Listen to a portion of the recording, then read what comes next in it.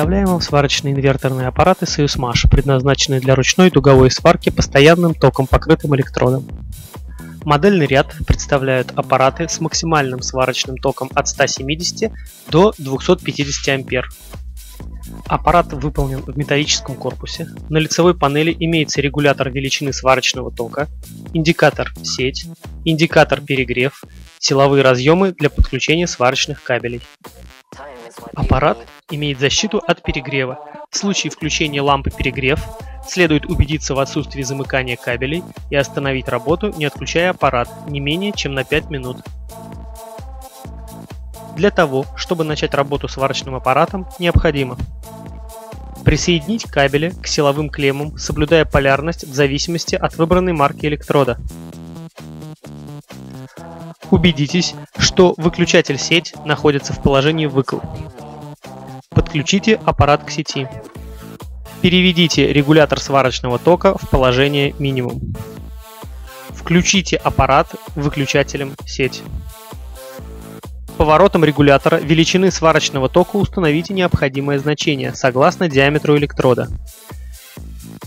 Диаметр нашего электрода составляет 3 мм, поэтому ток мы выставляем на значение 120 А. Теперь можно приступать к сварке.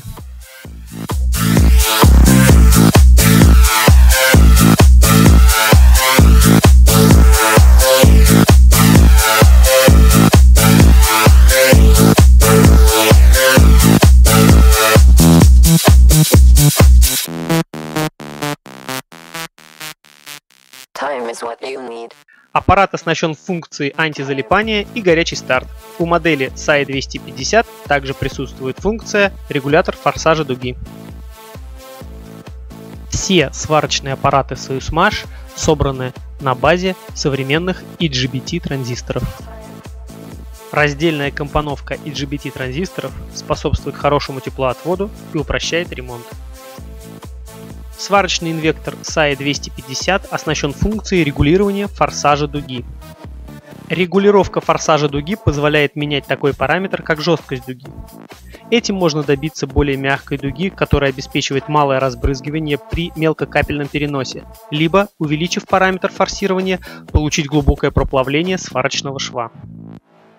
Для обеспечения лучшего поджога дуги в начале сварки инверторы оснащены функцией горячий старт. Благодаря функции регулировки форсажа дуги на SAE 250 можно получить более мягкую дугу или увеличить локальный прогрев материала.